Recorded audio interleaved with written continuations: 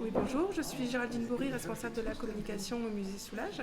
Nous sommes heureux de vous accueillir au sein de ce musée du mardi au vendredi de 10 heures à 13 heures et de 14 heures à 18 heures, le samedi et dimanche de 10 heures à 18 heures et en juillet et août de 10 heures à 18 heures en continu. Actuellement, une exposition temporaire, Geneviève As Le Bleu prend tout ce qui passe jusqu'au 18 mai.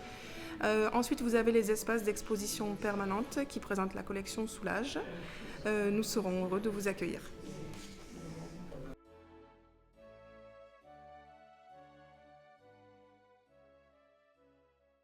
De Malika Noui, qui est la co-commissaire. Et donc, cette exposition, on l'a fait ensemble. Alors, qui est Malika? Peut-être que sans doute, quelqu'un, vous la connaissez.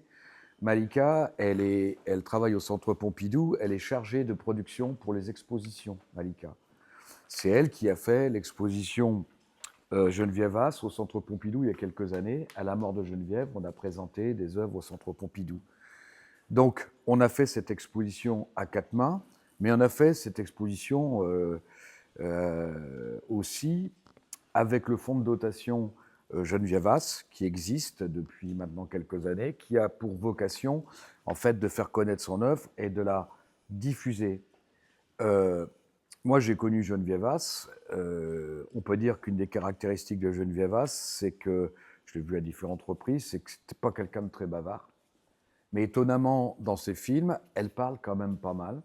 Et on a essayé, dans l'exposition, de présenter quelque chose d'assez, justement, pédagogique avec ce film qui a été fait par Laurence Camaroc, qui donne véritablement les informations sur Geneviève. Alors, les musées qui possèdent Geneviève As, c'est donc le Centre Pompidou, c'est le musée de Vannes, le musée de Rennes, le musée de Brou, le musée de Lyon, le musée Beaux-Arts de Lyon, le Macval, le musée de Grenoble. Donc nous, on a essentiellement des œuvres de collections privées, de musées Rennes, Vannes, Macval, fonds de dotation, Centre Pompidou, et quelques collectionneurs. Tout ça pour vous dire que cette exposition n'a pas vocation à être une exposition monographique, d'abord parce qu'il faudrait 1500 mètres carrés et qu'ici on a 535 mètres carrés. Et moi, j'ai choisi de présenter cette exposition par grosses touches, en fait, c'est-à-dire par ensemble. Je ne vois pas l'intérêt de faire toujours de la chronologie, j'ai toujours trouvé ça ennuyeux. Donc, il y a différents endroits où il y a des ensembles. Par exemple, ici, vous êtes dans les années 50, mais on va commencer sur les natures mortes en 46, dans les deux petites salles que je vais vous montrer. J'aime bien qu'on passe de l'un à l'autre. Non seulement j'aime bien qu'on passe de l'un à l'autre, mais quand je peux, j'aime bien faire un peu de la diachronie, c'est-à-dire présenter, par exemple, pourquoi pas une œuvre de 1950 à côté d'une œuvre de 1946 ou 55, 50, 46, ou alors, comme je l'ai fait pour les papiers, présenter un papier de 46 à côté d'un papier de 78 pour montrer justement à la fois la différence et la continuité. Je pense que la vertu de Geneviève As, ça c'est une présentation générale, c'est, et moi c'est aussi ce qui me plaît, c'est que c'est très déroutant, c'est ambigu et déroutant. C'est-à-dire que Geneviève As, elle fait de la peinture océanique, elle fait de la peinture atmosphérique.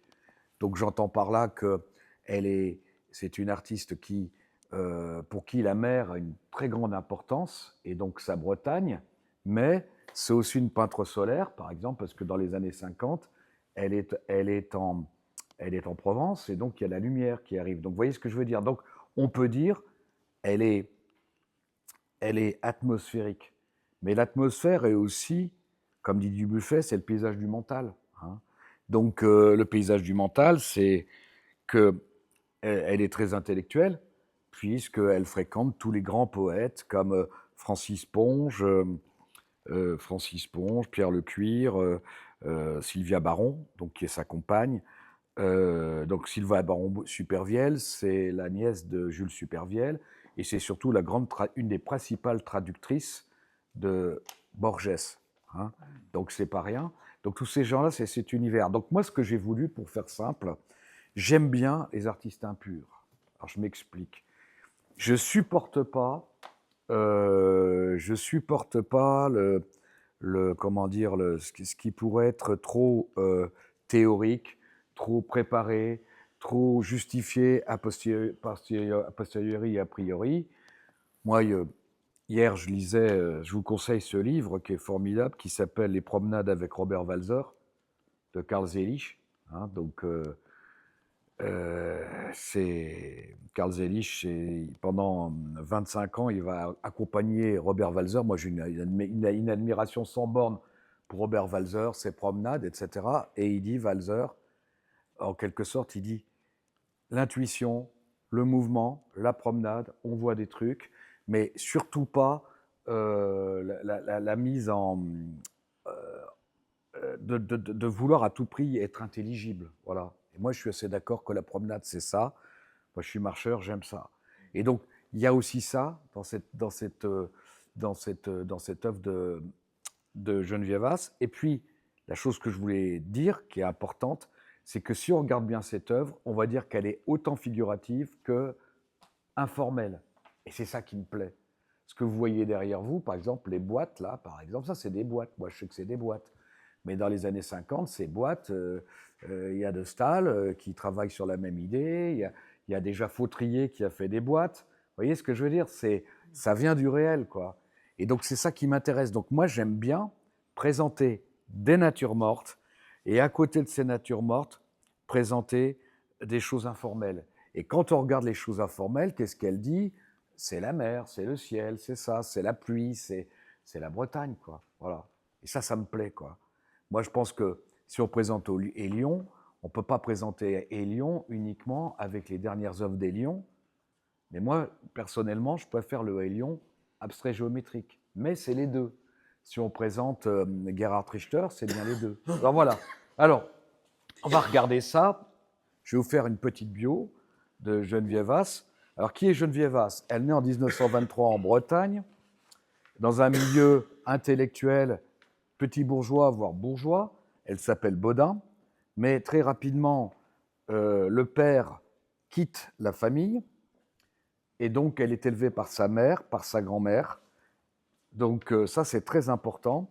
Et donc, elle va reprendre le nom de sa mère, d'où Geneviève Haas. Voilà, ça, c'est la première chose. La deuxième chose, très rapidement, sa mère, elle va vivre en Bretagne, dans une sorte de manoir. Et puis sa mère va quitter la Bretagne et elle va suivre sa mère avec son frère Michel, frère jumeau, c'est très important à comprendre. Et elle va se retrouver à Paris. Et à Paris, le beau-père, c'est le patron des éditions Delalin.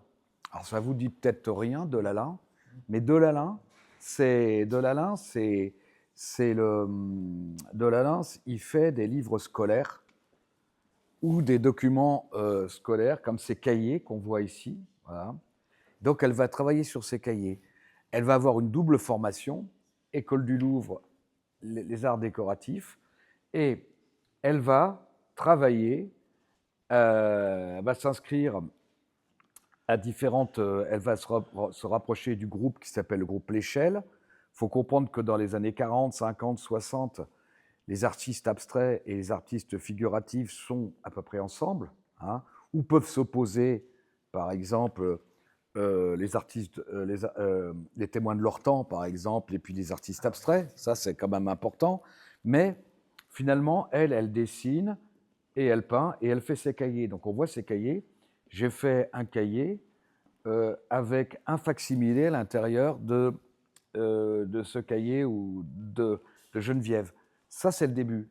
Ensuite, elle va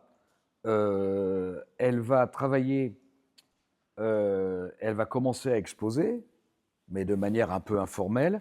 Mais dès les années 43-44, elle va s'engager dans la résistance. Donc, elle va devenir infirmière, Croix-Rouge, etc. Et c'est dans le cadre de ses activités de résistante qu'elle va obtenir la Croix de guerre et plus tard la Grande Croix de la Légion d'honneur, ce qui est quand même assez rare. Donc, il faut penser quand même que cette résistance, il n'y a pas que des hommes, mais il y a des femmes formidables, comme Geneviève Antonios, comme, je ne sais pas, Germaine Tillion, puis on pourrait en trouver d'autres, hein, Lucie Aubrac, etc. Donc moi, je dirais que la pauvre, finalement, elle a été décorée vraiment sur l'état de ses actes de résistance. Elle est infirmière, ambulancière infirmière, et c'est dans ce cadre-là qu'elle va, je dirais, découvrir les camps, et en particulier Theresienstadt, qui est un camp de femmes, qui est un camp non pas d'extermination, mais qui est un camp de concentration, qui s'appelle Terezín. Maintenant, c'est République tchèque. Donc, ça va beaucoup la marquer, et elle va en parler. Alors, je parle de ça aussi parce que non seulement il y a ça, donc cette poursuite, cette générosité quand même chez Geneviève Haas, et puis la deuxième chose aussi, et ça j'y tiens beaucoup, donc elle suivait Delattre, donc la DB, deuxième DB. Moi, j'ai connu la maréchale Delattre qui me téléphonait, quand je m'occupais d'un musée en Vendée, qui me téléphonait, qui me disait « Alors, vous pouvez faire quelque chose pour un tel ?» Le mec m'appelait du genre Dupont, 305 numéros de trucs, troisième DB, deuxième DB, et puis il donnait son matricule, quoi. C'était très intéressant. Mais il ne faut jamais oublier qu'en France, entre Leclerc et Delattre, il y a des Français qui ont fait la guerre. Quand même, faut quand même pas l'oublier. Et la deuxième chose que je voulais dire aussi, c'est que finalement, et là on le voit bien quand on regarde, par exemple, voilà, mais je pourrais sortir d'autres catalogues. Quand on regarde ça, c'est un catalogue, les 4 éléments. Ça, c'est les années 50. On va mettre les étiquettes qui manquent. Ça, c'est 56 quand elle fait ses natures mortes. Mais tout le monde a un nom de famille. Donc, Haas, féminin. Lubchansky, féminin. Viras da Silva, féminin. Donc, vous voyez, sur 20, là, ou 15-20, il y a que des... Donc, ces femmes ne sont pas respectées. Elles ne sont pas respectées en tant que... Elles sont pas respectées en tant qu'artistes, en fait. Voilà ce que je veux dire. Donc, on reviendra là tout à l'heure. Maintenant, je vais tout de suite vous emmener aux natures mortes. Alors, moi, j'ai voulu faire 2 poumons au milieu. J'ai voulu intégrer les natures mortes dans le reste de la production. Donc, si on veut, c'est entre les années 80 et 90 et les années 60 et 70. Parce que, dans mon esprit, les choses sont très proches. Et puis, c'est le cas ici. Là, il y a une œuvre qui doit être autour des années 40. On ne sait pas trop, 46-47, parce qu'elle ne signait pas au début. Donc, les natures mortes de Geneviève. Et puis, là, on est 10 ans plus tard. Donc, ça permet, je vais pouvoir vous introduire la salle dans laquelle on va aller tout à l'heure, on vous présenter là. Et de l'autre côté, il y a encore des natures mortes, et là, je présente des dessins. Alors, on va commencer par ces natures mortes. Qu'est-ce que c'est qu'une nature morte? Une nature morte, c'est le silence. C'est aussi l'environnement immédiat. C'est ce qu'on a autour de soi, à proximité, ce que les yeux balayent d'un point de vue panoramique sur une table ou autour de soi. Par exemple, comme quand par exemple ici, vous avez un encrier, etc. Il y a même des gens, Escher par exemple, qui dessinent sa main. Donc, si on veut, c'est le prolongement de soi-même. Et là, les natures mortes, chez Geneviève Haas, ça va l'occuper. Et c'est sa fascination pour Cézanne, qu'elle va découvrir au musée du Louvre, et puis pour Chardin, qu'elle va découvrir au musée du Louvre. Et donc, dans les années de 46, on va dire, jusqu'à 48-49, elle va faire des natures mortes. Qu'est-ce qu'elle va choisir? Soit son atelier, à Paris, ça c'est l'atelier parisien, et soit sa cuisine. Voilà. Donc, qu'est-ce qu'on peut dire de cette nature morte? Alors déjà, dans cette nature morte, il y a une architecture. Cette architecture, on va la retrouver dans les peintures dites informelles de Geneviève Haas, parce que tout le temps, elle dit « mon architecture secrète ». Donc, quand elle fait des fenêtres et quand elle fait des pans de couleurs, il y a toujours derrière cette architecture secrète, et que parfois, elle recouvre des architectures avec sa propre peinture. C'est aussi intéressant de savoir que dès les années 60, elle pratique la gravure, et elle pratique le burin et la pointe sèche, donc ce sont des traits qui sont très secs. Ce qui est important, c'est que la nature morte, c'est comme la peinture, elle n'est jamais morte. La nature morte, vous la trouvez sur la fresque de Pompéi, vous la trouvez évidemment dans le XVIIe siècle. Moi, j'ai parlé dans mon article des bodegones, parce que quand vous voyez, par exemple, cet artichaut breton, qui est posé ici sur un fond, eh bien, les bodegons, Zurbaran a fait des bodegons, c'est des visions sur un coin de fenêtre d'un fruit, d'un légume, enfin un truc extrêmement simple. Mais nous, en France, on a Chardin, on a Cézanne, et puis, n'oubliez jamais que des gens qui vont former Geneviève Haas et qu'elle va rencontrer, Messagier, c'est des gens qui continuent à faire, on fait de l'art abstrait, mais on continue à faire de la nature morte. Donc, c'est important. La deuxième chose, c'est qu'il y a le trait, il y a les perspectives, il y a les fuyantes, il y a les lignes obliques. Il y a aussi ce jeu, aussi, cette tradition du jeu, par exemple, perspective. Je ne sais pas, prenez une œuvre de Uccello ou de Piero della Francesca, vous voyez bien cette espèce de pavé bleu. Ça préfigure bien sûr les peintures informelles de Geneviève Haas. Il y a les ouvertures, il y a la consommation. Qu'est-ce que c'est qu'une nature morte? C'est le sens de la consommation de l'objet, du fruit, de la viande, de la fleur. Et donc, il y a cette niche qui est ici, et vous avez toujours les fameux pots. Et moi, ce que j'aime bien dans ces œuvres-là, celle-ci ou celle qui est à côté, qui est du Centre Pompidou, c'est une vision à la fois très sèche, comme on trouvait dans la peinture de Braque, Braque ou Gruber. Dans les années 50, Francis Gruber a beaucoup de succès, avec un redressement perspective, comme dans les billards de Georges Braque. Voilà, c'est ce qu'on voit ici. Et ce que j'aime aussi, c'est la manière de compartimenter. Moi, j'ai toujours été fasciné par le studiolo de Saint-Jérôme. Saint-Jérôme, il est dans une sorte de studiolo. On lui a fait un truc Ikea, où il peut s'installer avec ses trucs. Il est dans un placard. Donc là, on a des placards avec des ouvertures, et toujours ces ouvertures, la porte qui s'ouvre. Là, il y a une double ouverture, il y a la porte qui s'ouvre ici, il y a la porte qui s'ouvre ici. Et donc, il y a l'idée de l'ouverture et donc de la fenêtre. On pourrait parler longuement de la nature morte. Et n'oubliez pas quand même que la nature morte, c'est extrêmement important dans les années 30, 40, 50. Ça reste très, très important. La nature morte, elle reste très forte. Et alors, cerise sur le gâteau, en 61, elle rencontre Giorgio Morandi. Mais Morandi, il faut quand même bien comprendre que Morandi, il est simplement représentatif d'un mouvement. Parce que prenez toute la peinture en France, en Italie, aux Pays-Bas, en Belgique, etc. On fait de la nature morte et après on transforme ça, on en fait autre chose, quoi. Alors j'aime particulièrement celle du centre. Alors là, vous voyez, c'est exactement ce que je vous dis. Vous avez la partie en dessous avec les verres, les bouteilles. On s'est dit quand même qu'on pouvait bien picoler à la fin du montage de l'expo, parce que des bouteilles et des verres, il y en avait partout, donc on ne s'est pas privé. Enfin, on est resté quand même correct. Et donc, par contre, ce qu'il y a, c'est la théière, la bouteille, les verres, les vases, et puis cette fenêtre. Et cette fenêtre, elle s'ouvre, et elle est très simple. Regardez, pensez aussi aux natures mortes. Tout le monde connaît les estampes de Dunoyer de Segonzac. Moi, j'aime beaucoup les pointes sèches de Dunoyer de Segonzac, qui pourtant est un ami, c'est plutôt un ami de Derain, mais qui sont extrêmement simples, qui arrivent véritablement aux fondations de l'abstrait, quoi. Alors, il y a la fenêtre. Sur l'espagnolette, il y a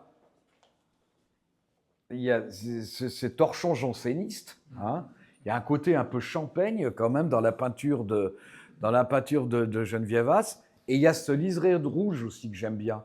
Parce que tout le temps, depuis 1946 jusqu'à sa mort, on voit toujours des traits de rouge qui arrivent dans la peinture de Geneviève. Donc la fenêtre, elle demande qu'à être ouverte. Et derrière la fenêtre, vous avez les formes des toits, Voilà.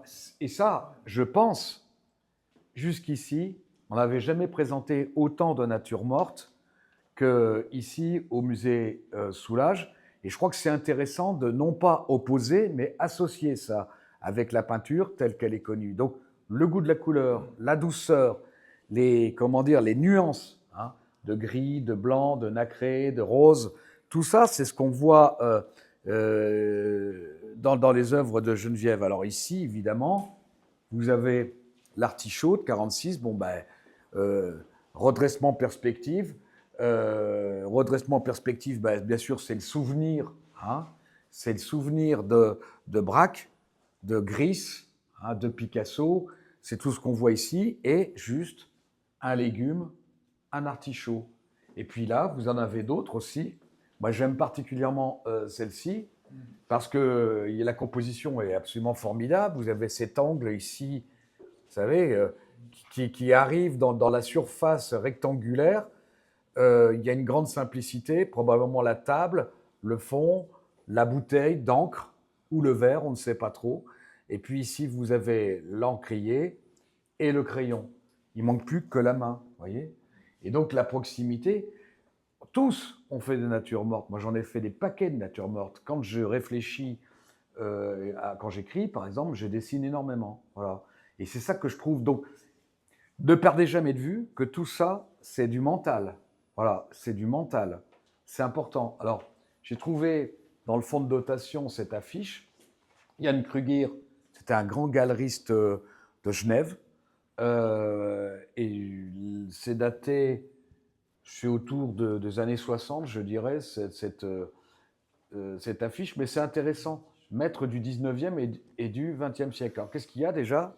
Une estampe de Morandi. Elle est fascinée d'ailleurs de voir que Morandi, il peint ses bouteilles. Hein.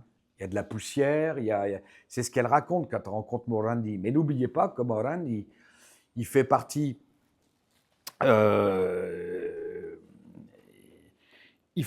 du renouveau de la peinture italienne dans les années 40 et 50. Mais avant, dans les années 30, il est déjà dans l'orbite de mouvements fascistes. Hein. Il fait partie des quelques peintres. Donc c'est aussi une partie de la peinture italienne, le retour à la figure. Alors, quels sont les artistes qui sont cités? Il y a des artistes qui sont intéressants, Morandi, Bonnard. Hein. Si vous allez, je ne sais pas, à la collection, voir la collection Bamberg, vous avez des Bonnard. Balthus, bien sûr, Soutine, Schiele, Masson, Redon, bien sûr, Bacon, les natures mortes de Bacon, même de Bjorn. Ou Nordwasser, qu'on est en train de découvrir, Bram van Velde, moi je dirais Gerd van Velde, les ateliers de Gerd van Velde. Alors Bram, c'est l'ami de Geneviève, Giacometti bien sûr, et Giacometti il est cité dans ses peintures, on aurait pu lire ses dessins, et dans ses sculptures, Kandinsky, de Chirico, voilà. Et je dirais, la nature morte mentale, c'est Chirico, bien sûr, hein, c'est cette peinture, mais c'est aussi son frère, Savigno. Il ne faut jamais perdre de vue, dans les années 30, 40, 50, c'est très fort. Et ensuite, ça arrive sur Gruber, et ça arrive sur le plus rock'n'roll des artistes des années 50, c'est qui? Bernard Buffet. Qui est l'artiste le plus célèbre des années 50? C'est Bernard Buffet. Hein. Et alors après, il y a tous les jeunes. Alors, j'ai vérifié, moi, Lucio del Pezzo, je connais, Nioli, je connais, Geneviève Vasse, Georges Castillo, Ghislain Hury, c'est un peintre suisse. Tous ces jeunes, enfin maintenant ils sont morts, hein, sauf, oui, ils sont tous morts, et tous ces jeunes sont des jeunes qui retransforment l'image de l'objet, en particulier Lucio del Pezzo et Nioli, qui ont fait que des natures mortes. Puis après, on a les artistes sculpteurs, Ipustegui, c'est très intéressant, bien sûr, Giacometti, Richier, Calder, voilà. Donc, on est en 46, 48, et là, on est en 56. Alors voilà, tasse petite.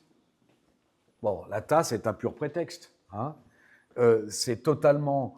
moi, j'ai toujours pensé que de Staël, c'est absolument pas un artiste abstrait, c'est un artiste figuratif. Hein. Il y a cette amitié quand même de Geneviève avec Nicolas de Staël, et ensuite avec ses enfants... comme Anne de Staël, Jérôme de Staël, Gustave de Staël. Et donc, on voit très bien qu'il y a la forme de la bouteille, il y a tout ça. Et donc là, la lumière commence à ronger un petit peu la surface des objets. Voilà. Mais si on regarde bien, et ça ne vient pas du tout du même truc, mais si vous regardez attentivement les natures mortes de Balthus, même si l'objet est conservé en tant qu'objet, mais ça grignote aussi. Voilà. C'est pour ça que Geneviève Vasse, à mon avis, est intéressante. Elle est bifrance. Voilà. Alors, on va voir d'autres natures mortes et quelques dessins. Alors, vous allez regarder attentivement ce dessin, voilà, que je trouve absolument génial. C'est 45. Alors, au moment où elle fait ses cahiers avec des fleurs, avec des tentatives de typo, etc., comme on en voit dans les vitrines, Geneviève Vasse, elle va libérer le camp de Terenzin, elle va être parmi les gens qui vont libérer, soigner ces pauvres gens. Et à côté, il y a l'asile psychiatrique. Voilà. Et donc l'asile psychiatrique, il y a la représentation de la personne avec son regard fixe. Il y a au moins une quinzaine de dessins des pensionnaires de l'hôpital psychiatrique. Donc, il y a l'acuité visuelle et cette acuité, ce qu'elle appelle la pointe de l'œil, cette acuité visuelle, on la trouve aussi bien dans des choses figuratives, très simples, comme ça, et dans des choses qui seront beaucoup plus, je dirais, libérées de la représentation et de la forme. Donc ça, c'est étonnant parce que quand on regarde et quand on lit attentivement tout ce que Geneviève Haas a pu écrire, Geneviève, elle dit toujours que ça a été extrêmement poignant pour elle, la libération de ces camps. Après, c'est notre regard, c'est des gens qui nous regardent. Alors, il y a plein d'exemples, mais je dirais, on pourrait dire, déjà, vous commencez à Géricault, avec Géricault qui fait des choses, les photographies de la Salpêtrière.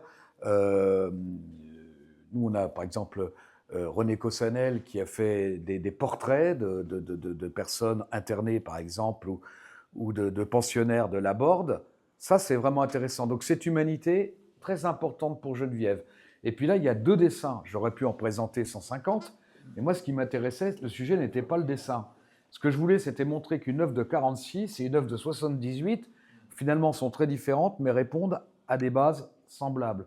C'est-à-dire des traits, de la finesse. Voilà. Alors, ça, c'est une œuvre de 76, qui s'appelle Espace, mais en fait, c'est une fenêtre. C'est une fenêtre qui s'ouvre. Donc, les fenêtres, on trouve ça beaucoup dans les années 60-70. Pensez à Pierre Buralio, hein, par exemple. Hein. Donc, cette fenêtre, on la retrouve souvent, et que très souvent, il y a des dessins préparatoires de ces peintures qui sont des fenêtres ouvertes. Et là, c'est 30 ans plus tôt, on aurait pu choisir d'autres exemples, et c'est vraiment la base de son dessin de nature morte. Là, qu'est-ce qu'on a? On a des apos.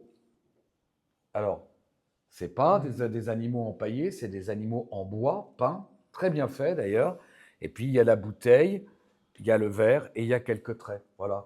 Donc, cette fenêtre 76, cette fenêtre 46. Voilà. Ici, on a réencadré des œuvres qui n'étaient... Il y a beaucoup d'œuvres qui n'ont pas été montrées ici, qu'on a réencadrées, qu'on a rentoilées, en particulier celle-ci, fenêtre ouverte sur la plage, 53.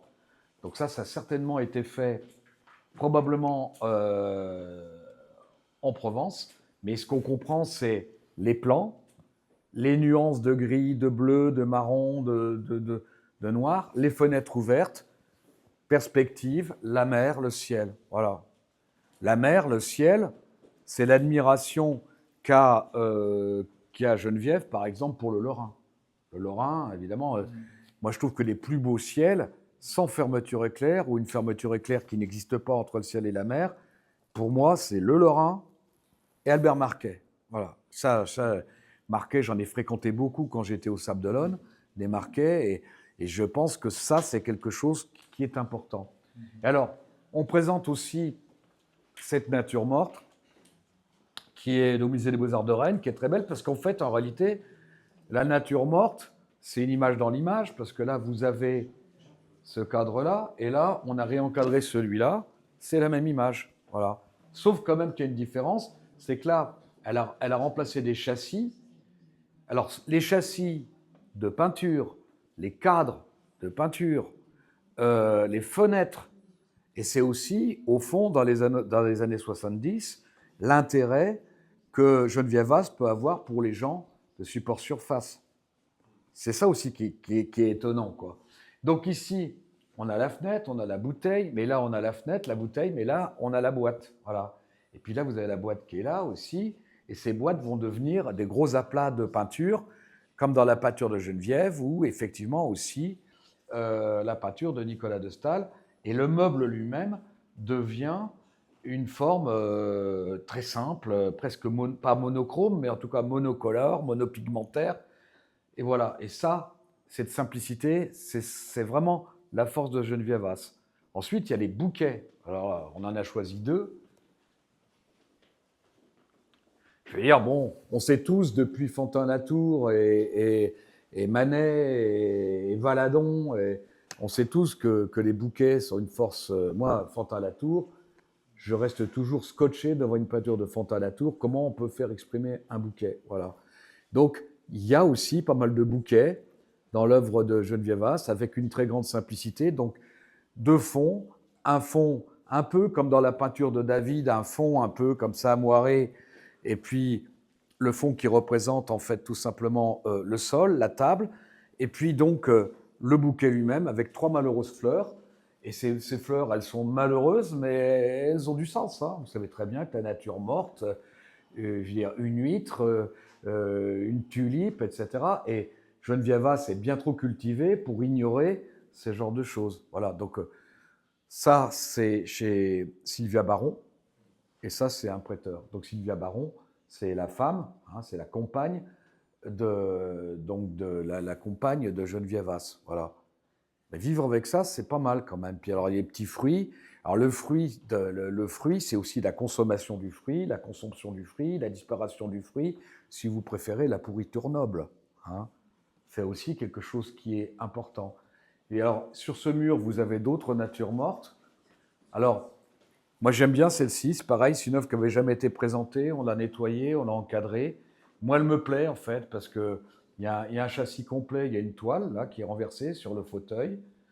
Quand on voit en 1970, 76, plutôt 76, quand elle va acheter sa maison à l'île aux Moines, elle va le meubler comme ça, avec c'est un peu dépareillé, mais c'est très vide, Geneviève.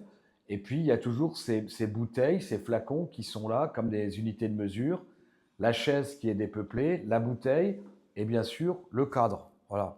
Très souvent, le cadre, le châssis, l'ouverture. Ici, vous avez la porte qui est ouverte, c'est important. Vous avez le torchon qui est là, voilà, avec ce liseré un peu rouge. Et puis derrière, vous avez la table. Vous avez des redressements perspectives qui sont dignes du cubisme, hein, qu'on retrouve ici. Voilà. On arrête pour les natures mortes. Maintenant, on va repasser dans la salle du fond. Voilà. Alors là, il y a ce petit tableau, c'est l'hommage à Chardin. Alors la vérité, c'est qu'on a mis 1943, mais en fait, c'est repris dans les années 50, donc on n'en connaît pas la date.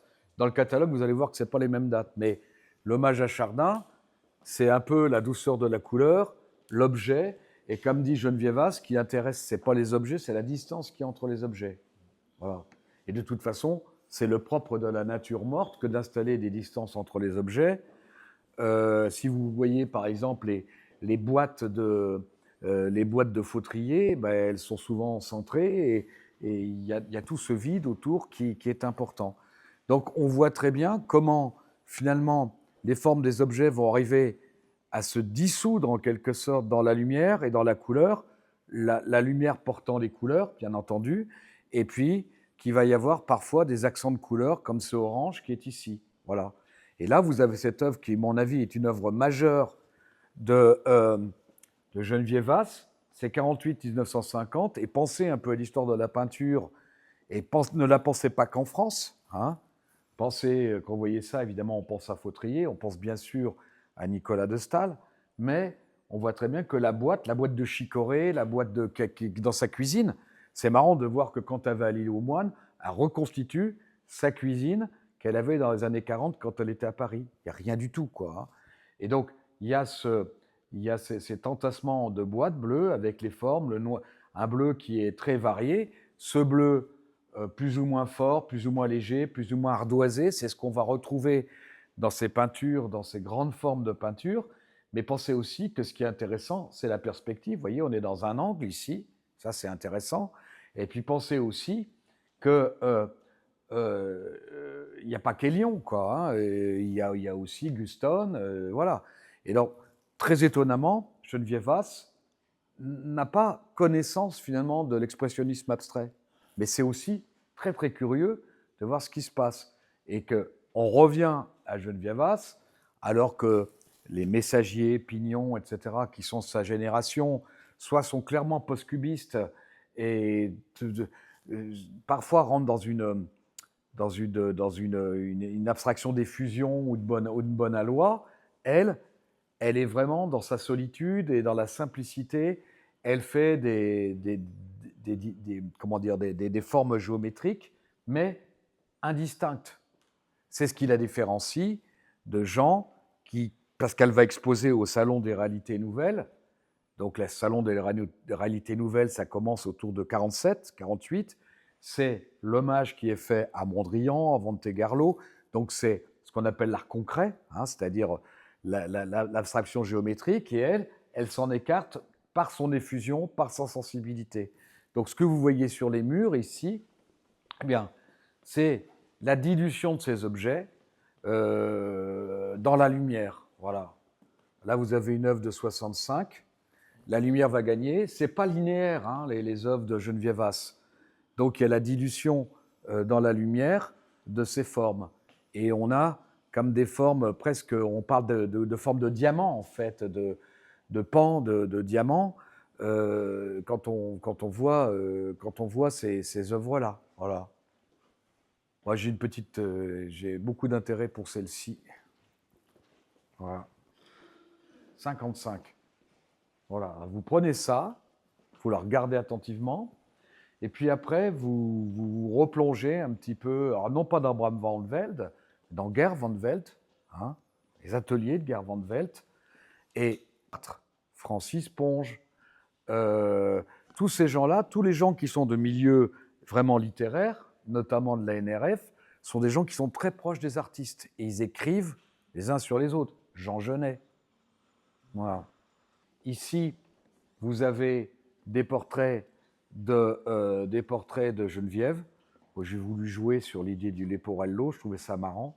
Alors, il y a des photos d'André Morin, il y a des photos, par exemple, ici de Fina Gomez. Moi, j'aime bien celle-ci. Ça, c'est son atelier à Paris dans les années 40. Donc, on voit très bien le hapeau, le verre, voilà.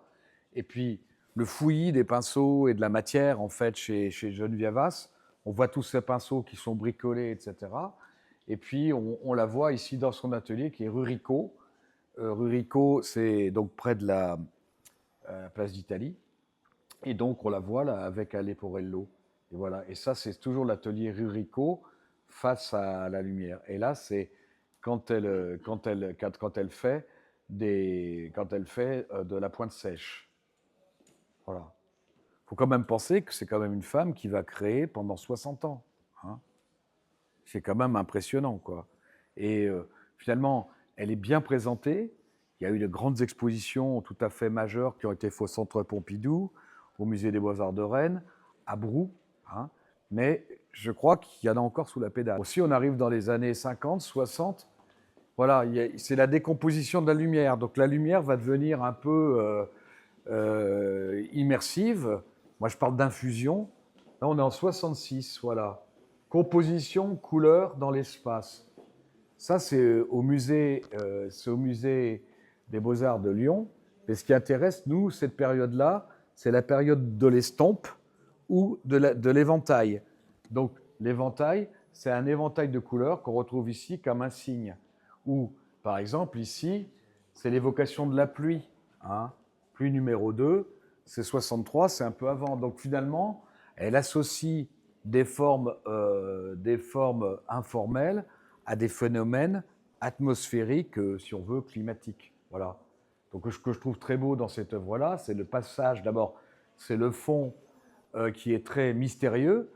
On essaye toujours de découvrir le fond, et elle dit, mais attention, derrière tout ça, il y a comme une architecture secrète. Et l'architecture secrète, on peut la trouver ici par des lignes comme ça, comme ça. Parfois, c'est réduit à sa plus simple expression, mais il y a toujours cette idée d'éventail, de couleurs comme ça, qui va se faire jour. N'oubliez pas quand même qu'elle est l'amie de Jean Messager. Alors, visualisez un peu la peinture de Messager et vous voyez un peu mieux. Voilà. Et puis, alors ici, dans cette grande salle, on a voulu mettre en valeur les œuvres en fait de Geneviève dans les années 60 et 70. C'est les grands formats, donc j'ai voulu en faire un carrousel ici. Donc j'ai voulu mettre en rapport des œuvres complètement purifiées où il n'y a que de la lumière et une espèce de poudroiement de la lumière, et des œuvres aussi où elle va reconstituer les bandes. Voilà, les bandes. Donc on en parlera tout à l'heure. Alors par exemple, cette œuvre-là, c'est une œuvre du fonds de dotation. C'est une composition de 70. On comprend immédiatement que ce qui l'intéresse, c'est de faire que cette lumière soit comme une apparition dans un fond de couleur. Voilà. Donc on voit très bien que c'est que la lumière, avec une forme de fenêtre, qui va sortir un petit peu comme une apparition dans un fond de couleur bleue. Alors après, quand elle dit, comme elle le dit très bien, Geneviève avait dit, moi, quand je fais de la couleur, d'abord, il n'y a pas d'embut, pas de repentir. Donc, elle le dit très bien, elle ne change rien, quoi. Donc, en fait, c'est bien, c'est mal, mais ça va jusqu'au bout. Et ça, c'est très intéressant. Il n'y a pas de reprise. Et donc, et elle dit aussi, en fait, c'est pas un bleu, c'est des bleus. Quand elle parle de Soulage, elle dit, Soulage, je l'ai mis dans mon article, Soulage, il dit, mon noir, dans mon noir, dans mon noir, il y a plein de noir et probablement plein de couleurs et il y a de la lumière. Et ça, elle dit que c'est certainement un point commun. Je l'ai écrit dans mon papier, dans le bouquin. C'est certainement un point commun qu'elle a avec Soulage. C'est une chercheuse de lumière, quoi. Voilà. Mais Soulage, la différence, c'est que Soulage n'avouera jamais que la mer Méditerranée, en face de son atelier, ça l'a influencé. Or, je pense quand même, à la fin de sa vie, Soulage, il disait finalement, il disait à Dan, Dan disait, Dan McEnroe, c'est son préparateur, et comme ça l'emmerdait qu'on lui raconte toujours, est-ce que ça presque jusqu'à la fin de sa vie, Pierre supportait pas qu'on lui dise, mais au fond, ce que vous faites, c'est n'importe quoi, ça représente rien, quoi. Mais on peut toujours dire ça aux gens. On demande qui. Bon, bref. Et il disait, tu leur diras que j'ai fait toute ma vie des paysages. Et ça m'a toujours amusé. Et c'est vrai que quand on voit certaines œuvres de Soulage, c'est évident. Mais lui, il ne l'assume pas, alors que, évidemment, ce côté breton, vous savez qu'il ne pleut jamais en Bretagne. Et donc, il y a le ciel bleu, la mer, la pluie et tout ça. C'est quelque chose quand même qui est très, très fort chez Geneviève, quoi. Alors, celle-ci, et l'autre qui va avec, c'est le contraire. Là, c'est le bleu qui gagne. Mais dedans, il y a comme une fente de lumière, comme un interstice qui fait passer la lumière. Moi, je dirais que plus que jamais, le côté à la fois spéculaire, perspective de la peinture, et depuis toujours, mais en particulier au XXe siècle, c'est l'ouverture. Vous ouvrez la fenêtre et voilà la lumière qui apparaît. Voilà. C'est une lumière un peu magique. Alors c'est vrai qu'on a pu dire que la peinture de Geneviève Haas, comme elle le dit, dans le texte que j'ai mis à l'entrée, il y a ce côté un petit peu méditatif. Voilà, c'est ça que je veux dire, le côté méditatif, assumé. Assumé, voilà. Alors, ici, donc cette œuvre-là, très belle. Alors bon, le châssis, il faudra un jour le revoir, que c'est le châssis d'origine, ça on n'y peut rien. Donc vous l'avez vu, mais bon, il faudra un jour refaire ce châssis. Je pense aussi que le rôle du fonds de dotation, c'est de restaurer progressivement les œuvres de Geneviève, d'avoir un fonds pour qu'elles soient présentées dans tous les plus grands musées. Moi, je reste persuadé que Geneviève Haas, peut-être plus que Eva Bergman, elle a besoin vraiment qu'on parle d'elle, quoi. Parce que c'est quand même une grande figure, et puis c'est une grande figure de la vie intellectuelle. Quand on va chez Sylvia Baron, sur les petites étagères, Sylvia, c'est une femme formidable. Il y a une photographie de Jules Supervielle, donc l'oncle de Sylvia. Il y a Borges, il y a tout cet univers littéraire qui est extrêmement, extrêmement fort. Alors, ici, on a deux œuvres. On a une œuvre de 68 qui s'appelle La Porte Blanche. Donc bon, ça porte, le nom est tout à fait évocateur. Et celle-ci qui s'appelle L'hommage à Sarendam de 68-69. Alors, Sarendam, c'est ce grand artiste du XVIIe siècle qui peignait des intérieurs d'églises, vous voyez, complètement vides. Il ne peignait plus que l'épure de l'architecture. Donc on va dire que Sarendam, c'est l'intérieur de l'architecture. Et on va dire que Sylvia et que donc Geneviève Haas, c'est l'architecture intérieure, voilà, secrète. Hein.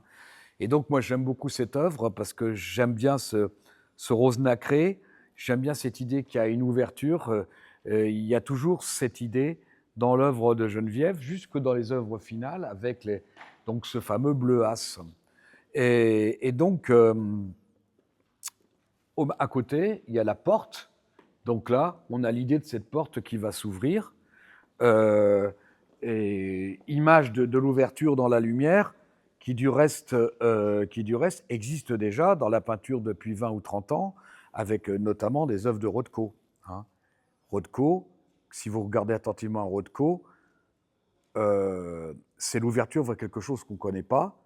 Moi, la première fois que j'ai vu une expo Rothko, c'était 2 mois, même pas 15 jours après la mort de mon père.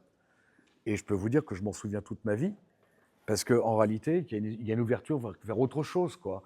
Et donc, on voit très bien qu'on aurait tort de dire, si elle dit c'est une porte, c'est pas une vision géométrique type art concret comme on pourrait le voir avec des artistes du Salon des Réalités Nouvelles. C'est plutôt une ouverture, c'est un appel d'air, quoi. Voilà. Et c'est comme ça qu'il faut le voir. Et il y a des irrégularités.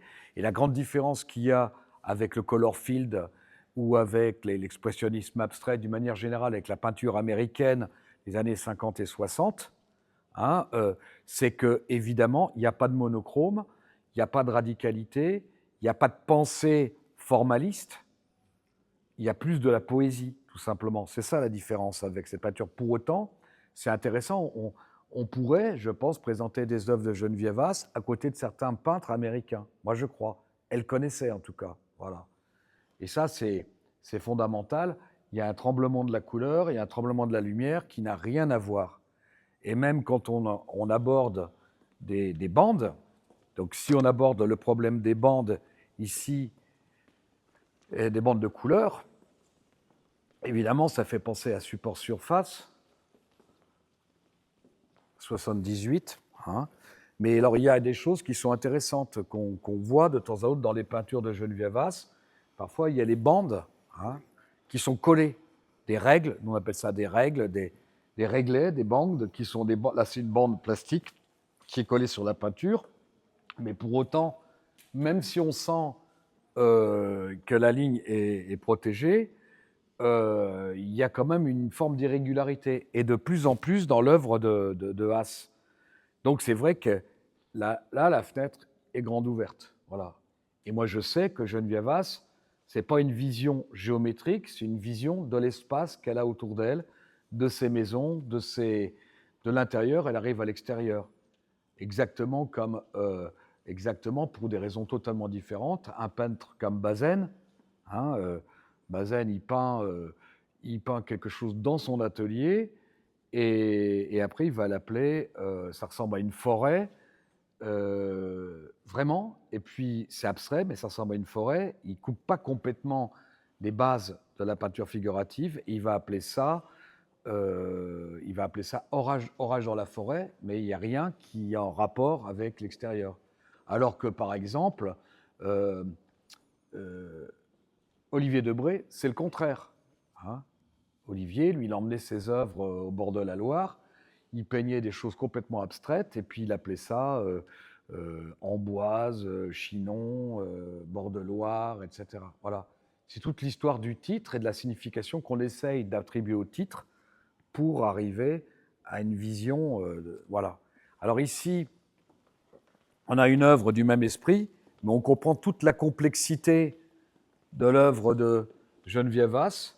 C'est une œuvre du fonds de dotation, et moi, que je trouve formidable, déjà, c'est un diptyque, donc c'est 2 tableaux associés, et on voit très bien que ces lignes sont contrariées par des sous-lignes, en quelque sorte. Vous avez des segments de lignes, ici, vous avez des dégradés, comme des dégradés de paysage, et puis vous avez du bleu, du blanc presque gris, c'est difficile à définir, et du rose. Hein.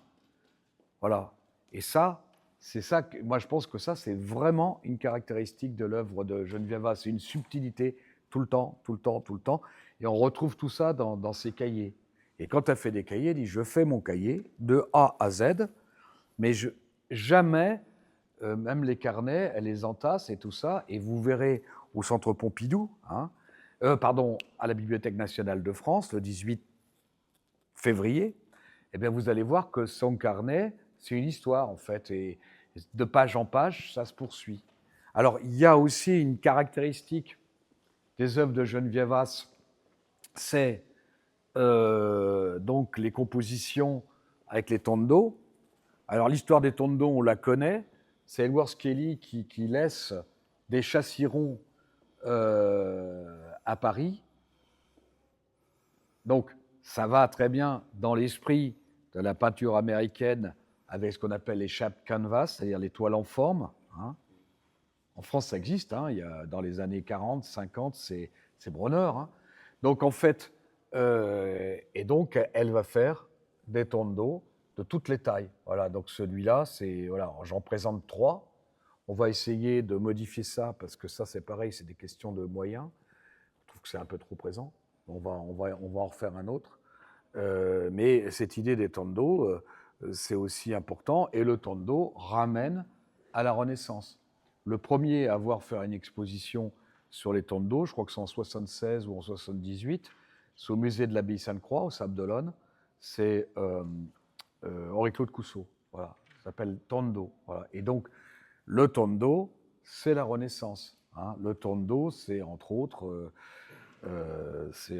Raphaël. Voilà. Alors, dès les années 70,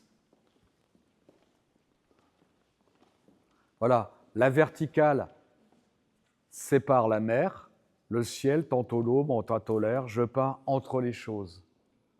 Donc, je peins entre les choses, ça s'applique à ces bleus. Moi, c'est pour ça que je dis le bleu prend tout ce qui passe. C'est quelque chose qu'elle a écrit dans les années 80 et qu'elle va, en 93, elle va en faire en 2003, pardon, elle va faire son petit livre. Mais le bleu prend tout ce qui passe, ça veut dire plutôt, c'est l'empire du bleu. C'est le bleu qui va à peu près tout prendre. Voilà. Comme la marée, en quelque sorte.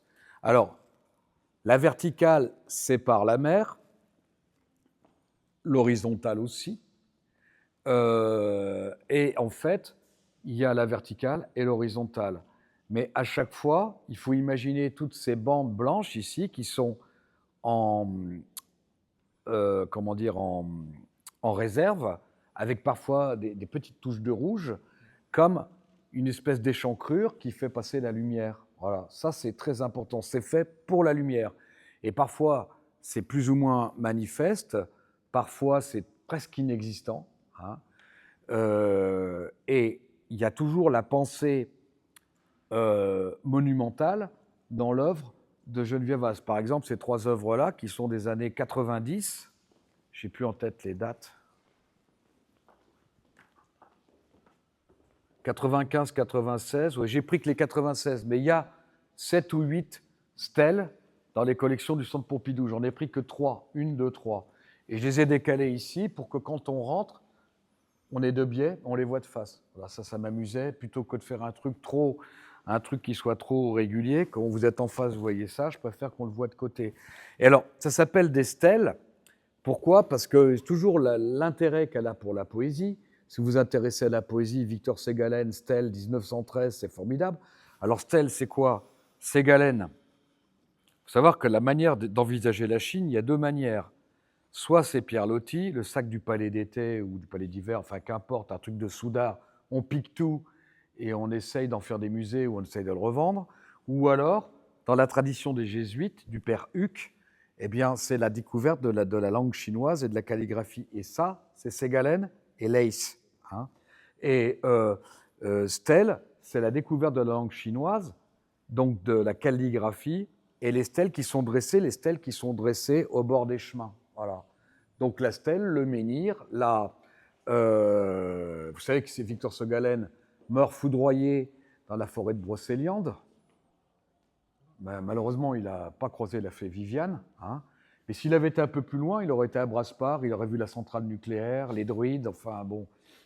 Vous savez, chez chez les Bretons, Brasparts, le lac de Brasparts, allez-y, c'est sinistre, et qu'ils disent que ça apporte le malheur à cause de la centrale nucléaire qui a été abandonnée. Hein. Donc en fait, voilà la stèle. Et alors, si on regarde bien, il y a des traces de rouge. Voilà, lipstick traces, des traces de rouge à lèvres, hein, qu'on voit ici, voilà, là, là. Et il y a du rouge aussi dans ce blanc, il y a cette ouverture. Et donc cette ouverture, c'est la lumière. Il y a aussi une chose qui est intéressante chez Geneviève, c'est qu'au fond, on voit bien que cette bande, elle n'est pas régulière, elle s'efface, elle apparaît, etc. Et c'est justement ce tremblement de la lumière qui fait que c'est important, quoi. Et alors on voit aussi les séparations avec des bleus outre-mer, des bleus de cobalt, des bleus ardoisés, comme par exemple ici. Voilà. Et c'est vraiment ce qu'on va appeler le bleu as, voilà, ou le bleu asien, comme il existe le bleu Klein. Et le bleu, alors, nous, on a fait un truc formidable là-haut, parce qu'on s'amuse beaucoup. On a mis en vente plein de livres de poche où il y a du bleu. Alors, on a mis, par exemple, moi j'aime bien Jean Le Bleu, j'adore le petit bleu de la côte ouest, de Jean-Baptiste Manchette, qui est un des meilleurs trucs, illustré par Tardy. Il y a des bleus à l'âme, c'est qui? François Sagan. Hein, et voilà, j'ai pris tout ce qui était bleu et j'ai mis Chien bleu aussi, de Nadja. Alors, si vous avez des gamins, c'est superbe illustration de ce chien bleu, etc. Donc ce bleu a un caractère fascinant, mais une fois qu'on a dit qu'il y a le bleu as, on arrive à l'identifier. Et moi, je pense que c'est un bleu très, très varié. C'est un bleu atmosphérique, quoi, au fond. C'est un bleu météorologique. Voilà. Il y a un peu de tout. Il y a du cobalt, il y a de l'outre-mer, il y a à peu près de tout. Mais ce n'est que de la peinture acrylique. Ouais. Et chez Geneviève As, il y a de l'incision, il y a de l'angle, il y a du hérissé, oui, peut-être. Oui, oui. Ouais. Alors moi, j'aime beaucoup ces deux-là. Ces deux-là, c'est la galerie Claude Bernard. Donc c'est un petit clin d'œil à Claude, que moi j'aimais bien, Claude Bernard. 1984, 100 titres. Alors on voit très bien la tripartition.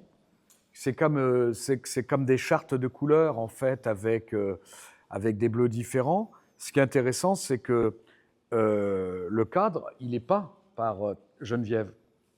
Donc ce cadre fait partie de l'œuvre. Voilà. Alors, s'il n'est pas peint, il n'y a pas de cadre.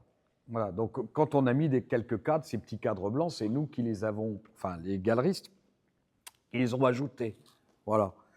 Et c'est ça aussi que je trouve très intéressant. Comment. Alors après, je pense qu'il peut y avoir aussi, je pense qu'on peut faire un rapprochement avec les artistes de support surface, hein, ça c'est clair. San Juan, les premières œuvres de San Juan, peinture cahier théorique, tout ce qui était raconté par... voilà, parce que là, on est vraiment... C'est une profonde influence, en fait, en France. Peut-être support surface, peut-être plus que la peinture américaine. Voilà. Mais ça, on en parlera, parce qu'on va faire un truc sur Marcelin Plenay. Donc, je pense que c'est intéressant d'en parler.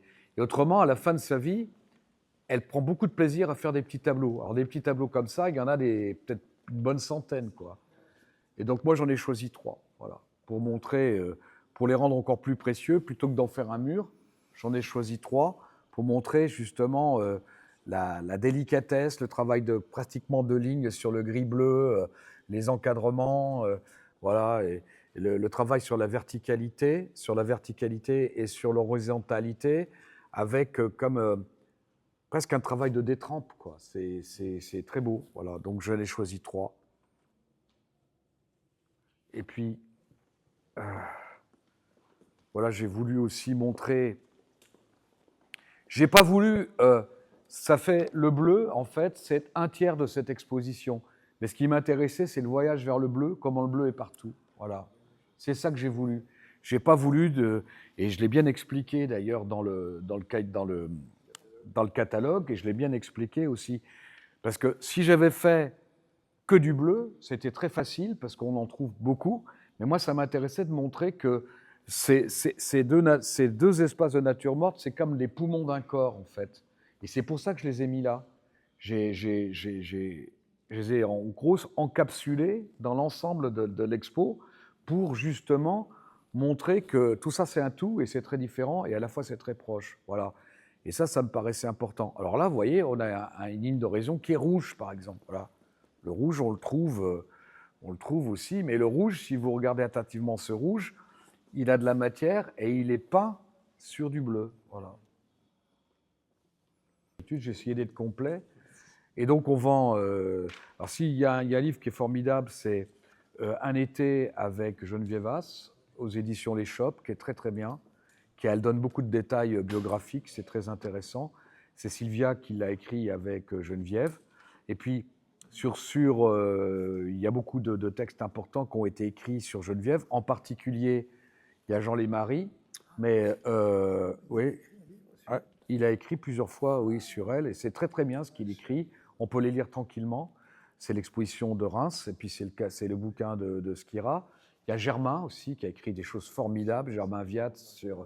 Et puis sur l'estampes, c'est un autre ami, c'est Rainer Michael Masson, voilà, qui était le conservateur en chef du département des estampes au musée des Beaux-Arts de Genève, Allée des Peupliers. Et lui, il a très bien écrit, parce que l'œuvre gravée de Geneviève Haas, c'est super beau. Ah ouais, c'est très très beau. Voilà. Voilà ce que je peux dire. Je vous en prie. Il y a un petit film, si vous voulez le regarder.